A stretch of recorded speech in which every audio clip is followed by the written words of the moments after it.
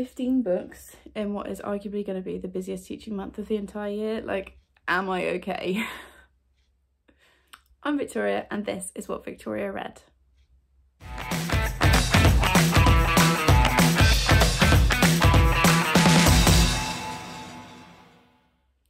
Hi everyone, welcome back to the channel. Today I'm doing my July TBR and choices were made.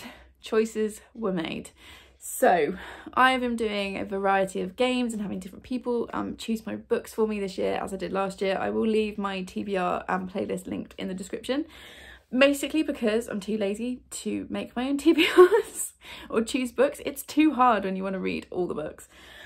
This month is July, was going to be July. And I was looking at my TBR list because I keep a list in my book journal of the books as they come in, and I realised that these books are turning a year old on my TBR. And I know there are people who have like books on their TBR for literal years, and everyone does it differently, and that's totally fine. But for me, it makes me uncomfortable, especially because these books were also all gifted, and I'm just like, these were sent for my birthday last year and I still haven't read them, and I feel like I should. Plus I'm excited to read them, that's why they're on my TBR. So I've got 15 books, which is fine. It's going to be a very, very busy teaching month. It's my first year doing mock exams with year 10, which brings with it a lot of pressure and marking and stuff. It's the end of the school year in July, and I'm going on camp, so I'm doing my first ever. I've never done a school trip as a teacher, and I'm starting out with a 4-day residential. What could possibly go wrong? So this is ridiculous. Also, I've not read 15 books in a month all year. I think my personal best is 12. So we will see. So I'm going to go quite quickly through these books because, like I said, there are 15 of them and we'll be here forever if I talk about them too much. I have got one reread, 2 arcs, and then the rest are from my gifted TBR from you lovely, lovely people for my birthday last year. I also stick in the description my unboxing, my birthday unboxing from last year.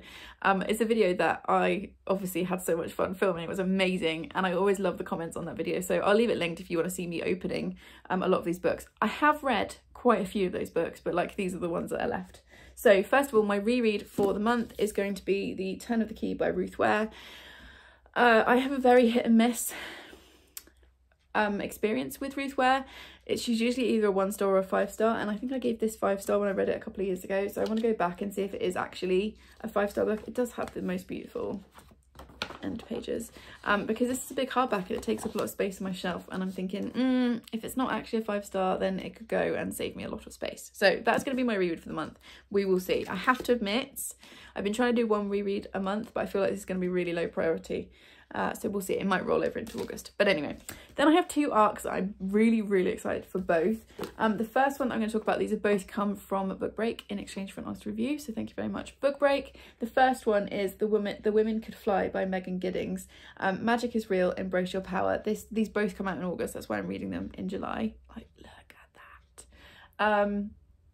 And I haven't read loads of the back, but it says a powerful and timely feminist speculative novel for fans of Margaret Atwood, Deborah Harkness and Octavia E. Butler. Yes, please. I'm really excited for this. I've got really, really high hopes for it. So there's that one. And then just casually, they sent me the new Emma Donoghue book, Haven. If you're not aware, I'm obsessed with The Pull of the Stars by Emma Donoghue. Everything I've read from her has been a 4 or 5-star. I also really, really loved the wonder that you can see there, and I'm excited for this. I haven't even read the back. I don't even care what it's about. I'm just excited that it's the new Emma Donoghue book and it's in my hands. So that's firmly on my July TBR. Then we're getting into the books that you lovely lot gifted me. These are in no particular order, just in the order that I stacked them up. So we have Meat Market by Juno Dawson. Very excited for this. I love this author. Let's put this back down. I'm trying to put them down in order that, like, when I pick the stack back up, it won't be annoying. So, yeah, Meat Market by Juno Dawson. We've got The Coffin Path by Catherine Clements. And I've been warned that this is really scary and creepy, and I really might take this with me on camp. I feel like this might be perfect to kind of read around the campfire, because I am that kind of masochist. We've got American Housewife by Helen Ellis. I think this is short stories. Yes, and Amy from Amy Myers really enjoyed this and highly recommended it, so I put it on my wish list, and a very kind person sent it to me. I can't find the gift note though because I'm terrible. it'll be in there somewhere. But yes, American Housewife. I've also got, oh, that definitely does have a gift note in it, The Gilded Ones by Namina Forna. And this is quite out of my comfort zone because this is YA fantasy, which isn't usually my thing, but I had so many good recommendations. What a word today. I had so many good reviews for this that I just got really intrigued. And it was Olivia Savannah from Olivia's Catastrophe, who recommended this, and she gifted it to me. So it says on the back, are we girls or are we demons? Are we going to die or are we going to survive? And again, I might take this on camp. We're only going for 4 days, so 2 books will be enough, right? Maybe I should take 3. Anyway, so we've got that one. Then I've got Blood and Sugar by Laura Shepherd Robinson. I was sent Ladies of the Night, Women of the Night, something of the Night by Book Break last year, which was kind of the sequel to this. It's like in the same world and same people, but this is the first one. And it's been compared, it was blurbed by CJ Sampson, who we love here. So yeah, that was why I picked it up and put it on my TBR, and on the back it says June 1781, an unidentified body hangs upon a hook at Deptford Dock, horribly tortured and branded with a slaver's mark. And I was like, that's enough, yes please. So got that one.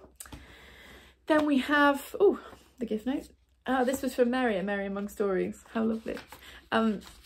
This is The Glass Woman by Caroline Lee, and again I've heard this is like creepy and gothic, Iceland 1686, like really intrigued by the cover. So yeah, really excited for this. I'm really excited for all these. I should really stop saying that. Then I've got Pretending by Holly Bourne. This one is kind of a make or break book for me with Holly Bourne. I went through a phase a few years ago of reading everything that she's written, and I love and adore the Spinster trilogy. But like recently, like with her adult stuff, I'm not so sure. But this is a woman who's catfishing, I think. And again, I've heard really good things, and I was intrigued enough to put it on my wish list, and then some lovely person sent this to me, and again, I can't find, why can I not find gift notes? Anyway, I will link the video so you can see who sent it. And yeah, this is kind of my last attempt, I think, at Holly Bourne adult, and we will see how I get on. Then we've got After the Flood by Cassandra Montag. This one, Jessie from Bow Ties and Books was talking about it and said that it ripped their heart out, and I was like, great, that's definitely something I want to read. And then weirdly they were talking about it again on Instagram recently, which kind of reminded me that it was them that recommended it, and I commented on there. I think they made a reel of like books that broke their heart, and they again were like, it will genuinely smash your heart to pieces. So yeah, I'm kind of excited about this. And it's post-apocalyptic, I think, about a woman in a boat with her daughter. So yeah, we'll give that one a try.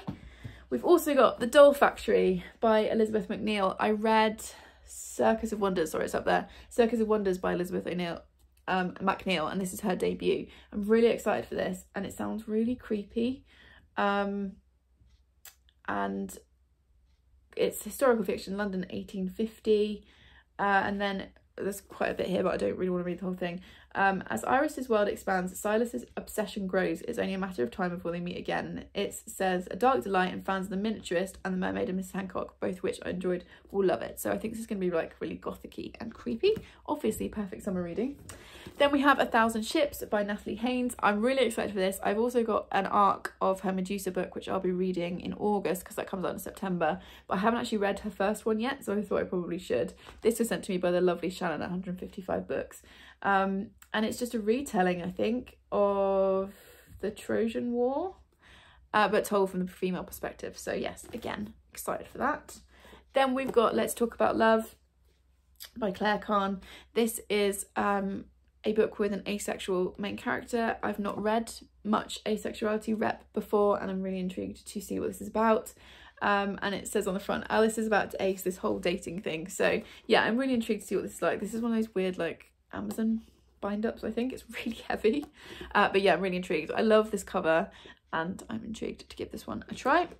And then finally, I have got The Mary Shelley Club by Goldie I can't speak today, by Moldavsky. I will find out how to say this before I review the book.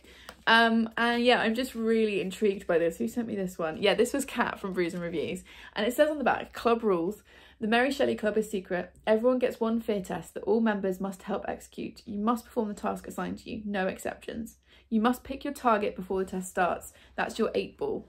You may scare everyone else in the room, but if you don't sink your 8 ball, you fail the test. The game isn't over till everyone's had their turn. A member of the club may never be a target. A fear test ends when your target screams. And yeah, it just sounds really fun.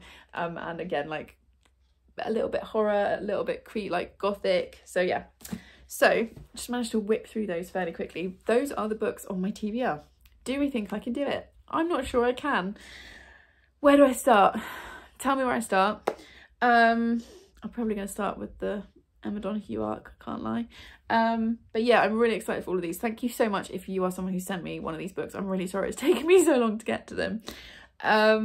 Yeah, that's pretty much it for today. So if you made it to this point in the book, leave me the like knife emoji. I feel like it's going to be appropriate for the vibe of this book. Please subscribe if you would like more of this chaos and if you want to see if I actually managed to read any of these. And I will see you in the next one. Thanks everyone. Bye.